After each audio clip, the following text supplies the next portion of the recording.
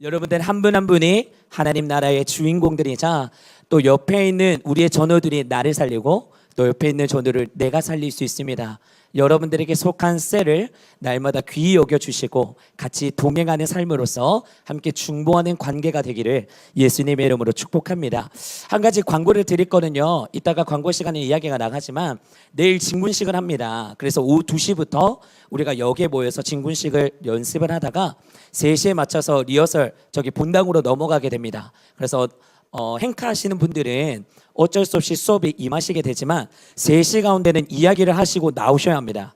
리허설 때 폼을 뒤에 가서 맞춰야 하기 때문에 웬만해서는 회복이 아마 2시간, 특별 수업 아닌 이상은 1시간 반 만에 아마 수업이 마치는 걸로 요번에 동결하게 이야기가 되어 있기 때문에 한번 강사분과 이야기를 하셔서 시간 3시 넘지 않도록 본당 가운데 모여주셔서 대학부가 다 같이 신속하게 진행할 수 있도록 힘써 주시면 너무나 감사하겠습니다. 위 옷은 우리 수련회 때 입었던 검정색 티셔츠입니다. 참고하셔서 여러분들 옷 챙겨와 주시면 좋을 것 같습니다. 자, 오늘은 하나님의 말씀을 살펴보면요, 가치에 대해서 우리가 이야기를 나누려고 합니다. 그런데 우리가 살아가는 이 세상은요, 끊임없이 우리의 가치를 평가하는 시대입니다.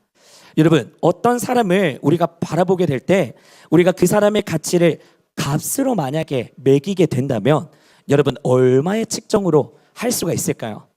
여러분 이 부분에 대해서 어떻게 생각하십니까? 제가 이렇게 질문을 던지면 또 마음 가운데 대답하시는 분이 있을 수 있습니다. 아니 목사님, 사람의 가치를 어떻게 그렇게 매길 수 있겠어요? 라고 이야기할 수 있지만요, 실제로 우리가 살아가는 이 세상 가운데 그 가치를 측정해 보려고 다양한 시도를 했었던 흔적들이 있습니다.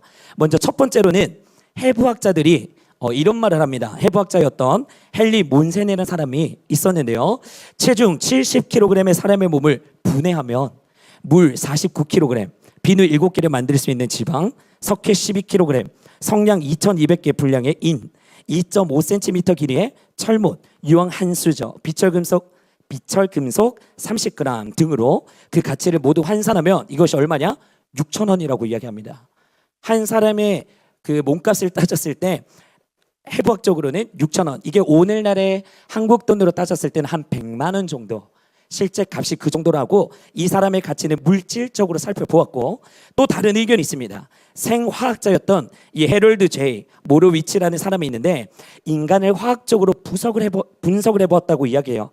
헤모글로빈이 그램당 285달러, 인슐린 그램당 47달러, 효소트랩신 36달러, 담즙색소, 빌리루빈 12달러, DNA 76달러, 이런 것들을 하나하나 나누게 되어서 종합하면 인간의 몸 1g의 가치는 1g에 가지게 되는 가치는 평균적으로 245달러, 70에서 75kg 되는 몸무게를 가진 사람의 그 값을 따졌을 때 약 600만 달러라고 측정할 수 있다고 합니다. 이것이 한국 돈으로 계산하면은 70억 정도 된다고 합니다. 이전에는 6,000원 정도였는데 지금은 70억 하니까 그래도 화학적으로 살펴봤을 땐 좀 괜찮네라고 생각할 수 있고, 오늘날에 우리가 직접적으로 좀 많이 부딪히게 되는 적용되어서 살아가게 되는 부분이 있는데, 또 어떤 사람은 사람의 가치를 그의 노동력과 평균 수명을 고려하여 계산한다고 합니다. 그래서 사람에 따라 몸값도 천차만별로 나뉘어지게 되는데, 일용직 노동자의 경우 일당 10만 원 정도를 받기도 하지만 빌 게이츠와 같은 유명한 인사들이 있죠. 그런 사람들은 40억 원이 넘는 사람들도 있다라고 이야기를 합니다. 보통 사람들이 돈을 받게 되면 월급으로 계산을 받게 됩니다. 그런데 유럽 프로리그나 그런 운동선수들, 유명한 사람들은요 주급으로 받게 됩니다. 왜죠? 몸값이 너무 높기 때문에 돈을 측정하기보다는 주급으로 해서 돈을 환산해서 받는다라고 이야기합니다. 자, 그렇다면 이렇게 여러 가지의 방도들이 있지만 여러분들이 이 방안에 대해서 살펴보았을 때 사람의 가치에 측정하는 가장 좋은 방법은 뭐라고 생각하십니까? 첫 번째였던 물질적 방법, 두 번째로는 화학적인 방법, 세 번째로는 노동력과 평균 수명을 고려한 방법. 굳이 따진다면 70억을 벌 수 있는 나는 화학적이 좋은 것 같습니다라고 이야기할 수 있지만, 근데 우리가 모두 다 너무나 잘 알고 있어요. 무엇을요? 이러한 것들로는 사람의 가치를 측정하는데 적합하지가 않다, 옳지가 않다라는 것에 대해서 우리가 알 수 있어요. 일단 왜냐하면 사람은 단순하게 원소의 결합들로 통해서 만들어진 그런 물질적인 존재가 아닙니다. 또 사람들마다 벌어들이는 수익이 정확하게 그 사람의 가치로 볼 수 없기 때문이고, 또 이렇다 되다 보니까 사람들마다 각자의 기준이 막 다 달라요. 그리고 바라보는 사고도 다릅니다. 그렇기 때문에 평균적으로 가치를 매기는 것은 조금 옳게 바라볼 수가 없다라는 것에 대해서 우리가 생각을 할 수가 있어요. 자, 그렇다면은 오늘 말씀이 가치에 대해서 이야기를 드린다라고 했는데, 우리의 인생에 있어서 가치관에 있어서 과연 누가 가장 잘 평가해 줄 수 있는 것일까? 자, 여러분들이 살다 보면은 이런 이야기 합니다. 내 자신을 누가 가장 잘한다고 하죠? 내 자신은 내가 가장 잘 알아 라는 이야기를 한 번씩 듣게 되거나, 여러분들이 부모님과의 대화 아니면 옆에 있는 지체들, 친구들을 통하여서 이야기를 해본 적이 있을 겁니다. 근데 또 그게 다 맞는 것 같진 않아요. 한 가지의 비유의 예시로 들자면, 제가 스마트폰이 있습니다. 아이폰 15 프로 맥스인데, 이 최신 스마트폰이긴 하지만 이 스마트폰에 있어서의 기능, 혹시 여러분들 스마트폰에 기능 있는 거 다 사용하시는 분, 혹시나 나는 무슨 기능이 있는 줄 알고 어떤 목적성에 쓰이는지 다 알고 있다, 없으시죠? 기계를 사면은 저는 설명서를 읽지 않는 사람입니다. 휴대폰에 딱 쓰는 기능, 전화, 카톡, 문자, 그 다음에 차량 들을 때, 영상 볼 때, 요렇게만 사용하고 나머지에 있는 기능들은 저는 잘 알지 못합니다. 이 말 그대로의 뜻이 무엇입니까? 그 기능에 대해서 쓰지 못한다라는 것은 그 물건의 가치를 제대로 이해하고 있지 않고 있다라는 이야기입니다. 그 마찬가지로 우리가 내 자신을 바라볼 때는 나에 대해서 다 알고 있는 것 같이 여겨질 수 있지만요, 분명 나에게는 내가 알지 못하는 모습들이 여러분들의 인생에 있어서 불쑥불쑥 등장할 때가 있다라는 것입니다. 여러분, 여기에서 보면 어떤 물건의 기능과 가치를 가장 잘하는 사람은 누구일까요? 제가 아까 비유로 이야기 드렸던 이 스마트폰, 예를 들어서 스마트폰에 대해서 가장 잘 아는 사람이 누구일까요? 그것을 만든 장본인들. 당연히 뭐 아이폰이면 아이폰 회사가 될 거고, 삼성이면 삼성 회사가 될 거고, 그 사람들이 이 휴대폰에 대한 기능과 가치, 뭐 정체성과 어디에 쓰일 건지 정확하게 다 알고 있을 겁니다. 왜? 본인들이 그렇게 만들었기 때문에. 근데 이것이 오늘날 우리에게 가치관으로 여겨지는 것이 마찬가지라는 겁니다. 오늘날 우리에 대해서 인간을 만드신 분이 계십니다. 인간의 목적성에 따라, 그분의 목적성에 따라, 그분의 계획하심에 따라 너희는 어떻게 살아가야 하고, 어떤 목적을 가지고, 어떤 사고를 가지고, 어떤 정체성을 가지고 너희들은 이렇게 살아가야 돼, 이렇게 쓰임 받아야 돼 라고 이야기하시는 분이 계신다라는 건데, 그분이 누구시죠? 우리가 오늘 믿고 의지하고 따르는 여호와 하나님이시라는 것, 우리는 누구보다도 다 알고 있습니다. 여러분, 그럼에도 불구하고 때로는 우리가 이 스스로의 가치에 대해서 물어볼 때가 있습니다. 또 세상의 가치관에 따라 나라는 존재에 대해서 쓸모없게 느껴질 때도 너무나 많습니다. 그래서 어떤 고백이 나오죠? 뭐 내가 이거 필요가 있는 거야? 내가 살아가는 이유도 모르겠고 내가 이거 왜 하는지도 모르겠어. 계속해서 스스로의 가치관에 대해서 깎고 정확한 평가를 내릴 수 없다라는 것을 계속해서 우리가 살펴볼 수가 있습니다. 이 나에 대한 정확한 평가는 내가 내릴 수 있는 것도 아닙니다. 세상이 나를 평가할 수 있는 것도 아닙니다. 오직 하나님에게서 받는 평가가 정확한 우리의 진짜 평가인 줄로 믿습니다. 여러분들이 그 평가에 대해서, 그 가치에 대해서 하나님 앞에 정확하게 바로 서 있다면, 우리가 지난주에도 말씀을 살펴봤던, 그 지지난주에도 말씀을 살펴봤던 모든 이 말씀의 이 고리고리들이 여러분들의 삶의 정체성부터 시작해서 삶의 문을 열게 되는 힘 있는 말씀의 포인트들이 될 것입니다. 자, 그러면 우리를 만드신 하나님께서는 오늘날 여러분들을 또는 나를 어떻게 평가하고 계실까? 오늘 우리가 읽었던 말씀을 통해서 우리가 함께 살펴보기를 원하는데요, 말씀의 내용은 대부분 이렇습니다. 우리가 너무나도 잘 알고 있는 유명한 찬양인 부분이기도 하죠. 전국은 마치 밭에 감추긴 보와 허 하면서 많이 불렀던 그 찬양, 여러분들이 잘 알고 있습니다. 이 내용이 어떤 내용이냐, 뭐 쉽게 표현하면 한 농부가 밭에서 막 갈각기로 밭을 갈고 있습니다. 갈고 또 갈고 또 갈고 하다가 갑자기 뭔가 걸렸어요.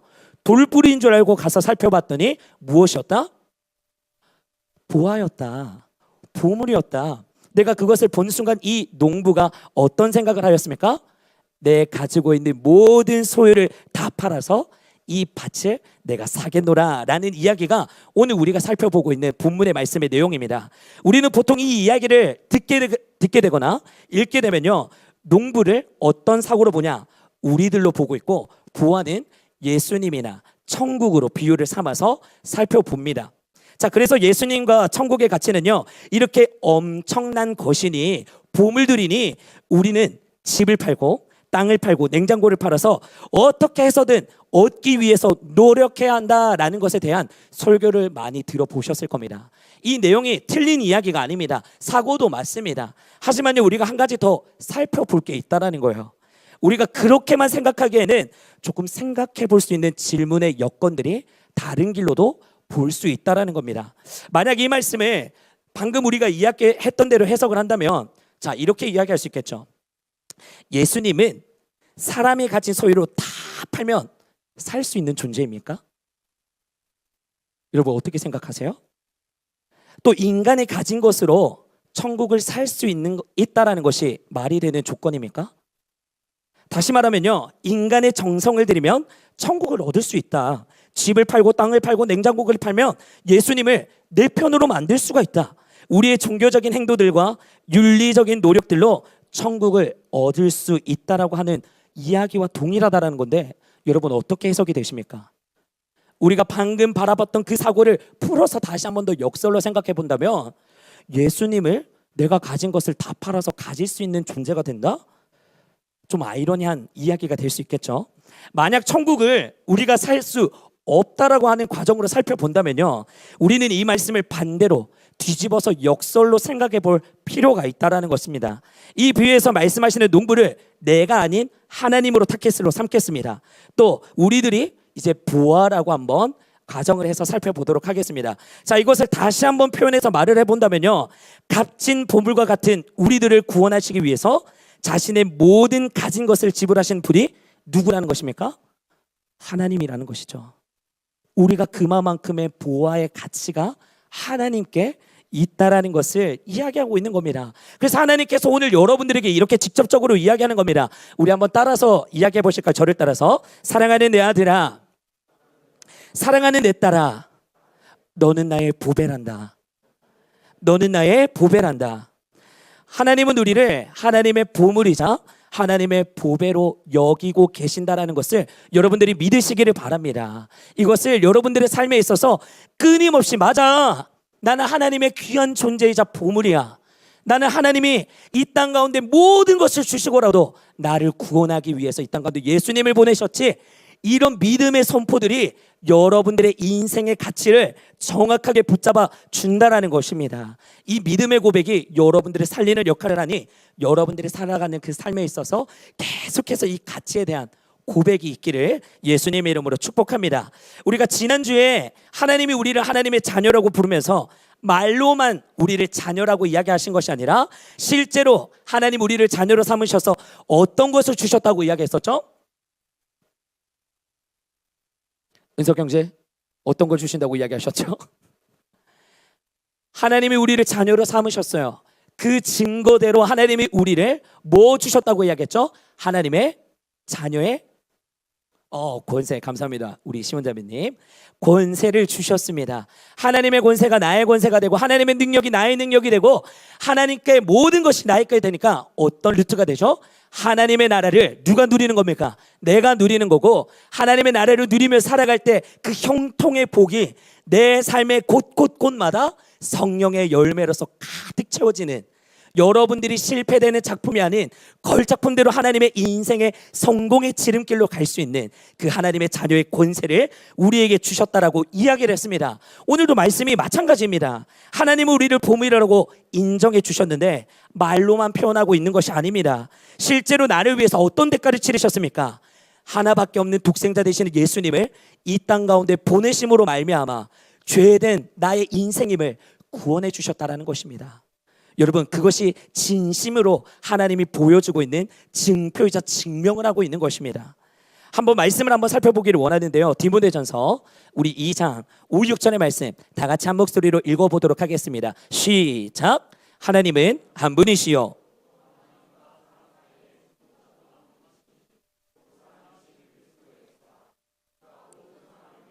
자기를 대속물로 주셨으니 기약이 이르러 주신 증거니라. 아멘. 자, 예수님이 모든 사람을 위해서 스스로를 뭐로 주셨다라고 이야기하십니까? 6절에 그가 모든 사람을 위하여 자기를 대속물로 우리에게 주셨다라고 이야기하고 계십니다. 여기에서 말하는 대속물의 뜻이 무엇입니까? 지은 죄에 대한 벌을 받거나 속죄하기 위해서 바쳐진 물건이나 사람을 이야기하고 있습니다.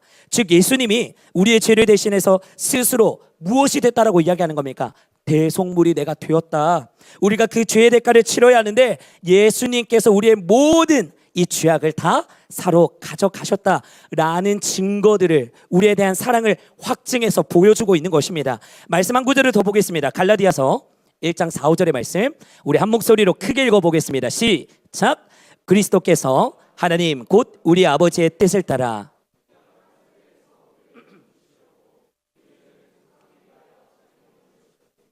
영광이 그에게 세세토록 있을지어다. 아멘. 하나님이 지금 무엇을 주셨다라고 우리에게 이야기하고 있습니까? 우리 죄를 대속하기 위하여 무엇을 주셨어요?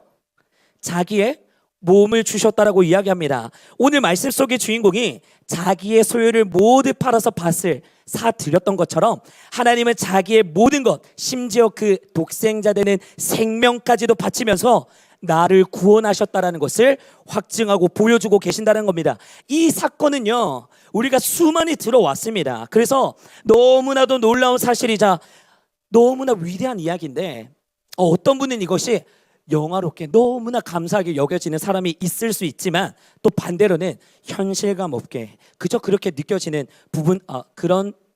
그렇게 느껴지는 분들도 있으리라 생각을 합니다. 이 세상을 만드시니 나를 위해서 목숨을 버렸다. 내가 그 정도의 가치관을, 내가 가치를 가지고 있는 존재일까? 라고 의문사로 질문을 던질 수 있는데요. 여러분, 사실 우리가 한 사람 한 사람 내 자신을 하나님 앞에 놓고 바라본다면 얼마나 볼품없고 철한 존재인지를 아십니까? 사람의 본성이 언제 드러나시는 줄 아십니까? 사람이 공동체에 있으면 내 자신이 드러나지 않습니다. 사람은 결국 언제 확인이 됩니까? 내 혼자 있을 때, 아무도 없는 나 혼자 있는 그 장소에서 정확하게 나에 대해서 드러나게 되는 것입니다. 그래서 이야기를 하죠. 내 자신을 내가 제일 잘 아는데, 이 말이 곧 내가 얼마나 죄악된 사람인지 내가 아는데, 구원함을 받았지만 교회에 와서는 남들에게 보여지는 죄됨이 보여지지 않지만, 열심히 섬기는 게 있지만, 열심히 노력하는 게 있지만, 내 혼자서의 인생에 있어서 집에 있을 때나 여러분들이 학교에 있을 때나 직장에 있을 때 내가 알게 모르게 짓는 어둠의 죄악들이 너무나 많다라는 것, 내 스스로가 알고 있다라는 것입니다. 그 문제점이 해결되지 않는 이상은요, 우리는 구원함을 받을 수가 없습니다. 그런데 그리스도인들이 많이 착각하는 게 무엇입니까? 내 자신을 봅니다. 안 보는 게 아니에요. 말씀을 듣습니다. 기도도 합니다. 근데 어떤 사고로 보냐? 내 자신을 다이아몬드처럼 보는 거예요. 번쩍번쩍 빛나는 것처럼, 다이아몬드 인생인 것처럼 바라봤는데, 왜? 예수님이 내 인생 책임져 주신다고 했으니까. 그런데 그 인생에 있어서 하나님 앞에 더욱더 가까이 가면 가까이 갈수록 내 자신을 바라봤을 때 무엇입니까? 그게 다이아몬드가 아니라 큐빅이었다는 것입니다. 내 착각 속에서 살아가고 있는 나의 신앙의 가치가 너무나도 많다는 거예요. 겉보기에는 멀쩡합니다. 그럴싸해 보여요. 괜찮아 보여요. 근데 하나하나 뒤집고 파헤쳐보고 확인하면 무엇이 드러납니까? 영원하게 죽을 수밖에 없는 죄된 나의 모습들이 너무나 많다는 것입니다. 그런 존재가 나라는 것입니다. 여러분, 이거는 인정할 수밖에 없는 겁니다. 내 자신에 대해서 여러분 인정하셔야 합니다. 그래야지 여러분들이 살리고 역사하시는 그 하나님의 놀라우신 사랑이 얼마나 위대하고 큰지를 더욱더 크게 체험할 수 있습니다. 그것을 여러분들이 하나님 앞에, 하나님 나는 죄인입니다 라는 이 믿음의 고백이 더불어서 함께 기도할 때도 나아가셔야 한다는 것입니다. 여러분, 우리 자신은요, 자랑할 것 하나도 없고요, 잘난 것 하나도 없고요, 그야말로 죽음 앞에서 죽을 수밖에 없던 그런 존재들입니다. 자, 그런데 그런 가치 없던 우리들에게 있어서 가치가 생겨졌다라고 이야기합니다. 이게 무슨 말이냐? 소망이 생겼다라는 말입니다.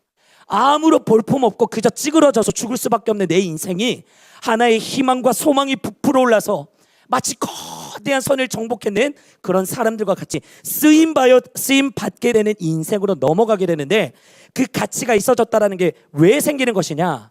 이유는 단 한 가지입니다. 하나님이 너는 가치가 있어 라고 말씀하셨기 때문에. 딴 이유가 없어요. 내가 잘나서 그런 게 아닙니다. 여러분들이 학교에서 탑을 찍습니까? 좋은 취업을 하셨습니까? 뭐 좋은 것이 있습니까? 그거 내가 내세울 게 있는 것이 아니라는 것입니다. 내가 내세울 것 있는 것 단 한 가지는 오직 예수 그리스도밖에 없다라는 것을 여러분들이 날마다 믿음으로 고백하며 살아가는 저와 여러분들 되시기를 예수님의 이름으로 축복합니다. 그래서 하나님께서 여러분들을 부르신 것을 꼭 기억하십시오. 너는 나의 보배야. 너는 나의 보물이야. 너는 나와 함께 동행하는 삶으로 늘 나와 함께 가야 되라는 하나님의 음성을 들을 수 있기를 예수님의 이름으로 축복합니다. 자, 이렇게 우리가 생각만 해주시는 것도 그 하나님의 은혜, 그 사랑, 그 헌신, 그 섬김 너무나 감사한데 하나님은 그 넘어서서의 실제로 그것을 몸소 보여주셨습니다. 그 사랑이 허황된 말이 아니라 진짜 약속이라는 것을 우리에게 보여주셨습니다. 근데 게다가 그 하나님의 마음, 예수님의 마음은요 진심으로 기쁜 마음으로 우리에게 표출하고 계신다라고 이야기하는데 시편 16편 3절의 말씀 한번 보도록 하겠습니다. 함께 읽어볼게요. 시작.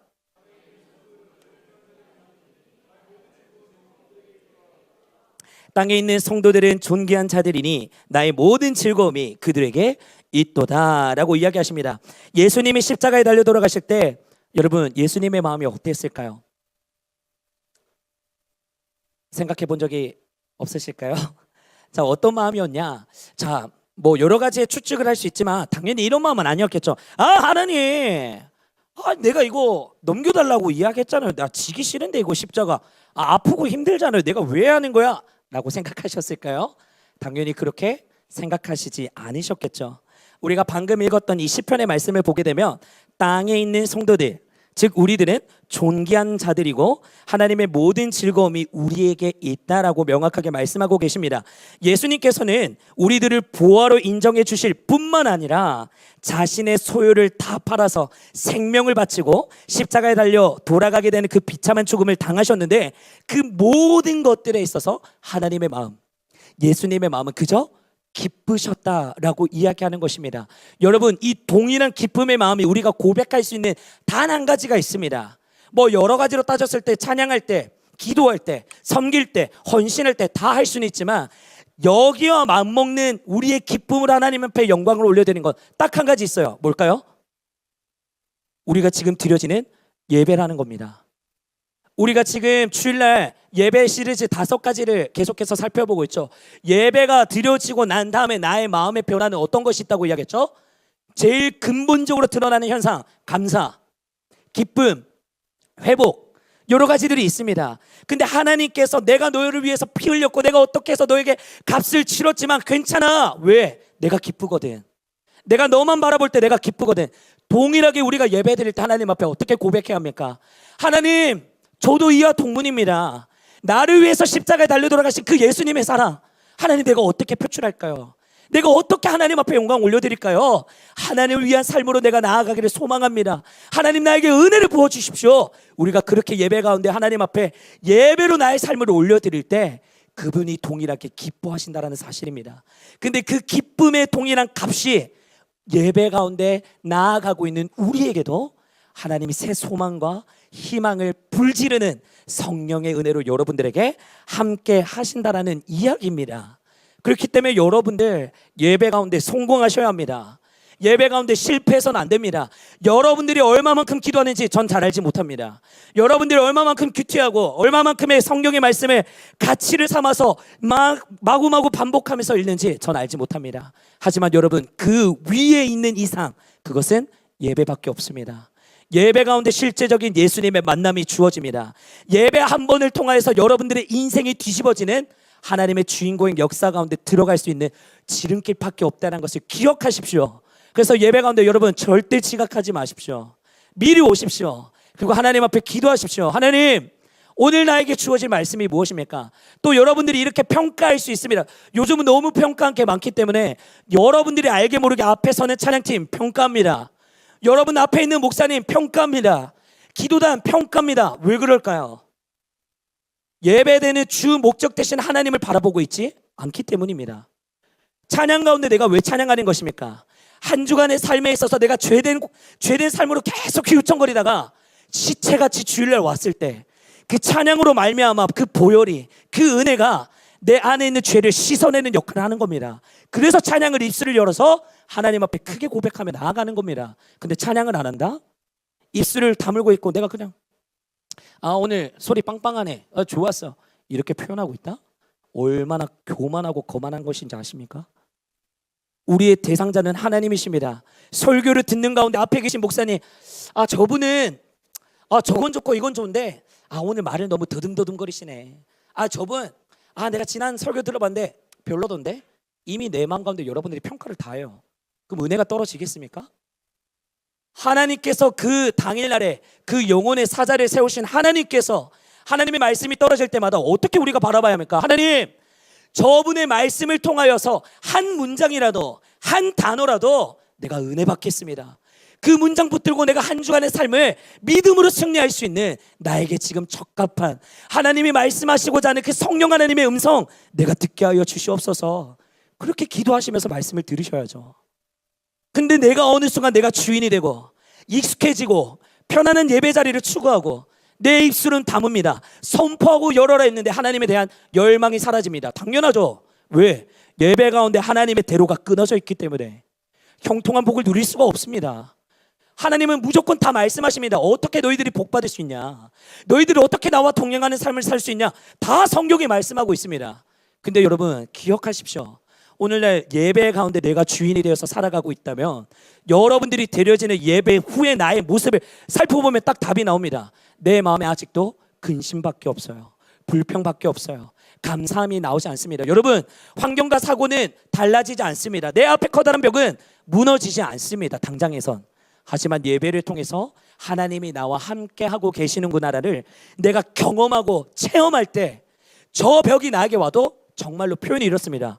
내 지금 주먹으로 벽을 툭 치기만 하면 다 부서질 것 같은 그 믿음을 하나님이 주신다는 것입니다.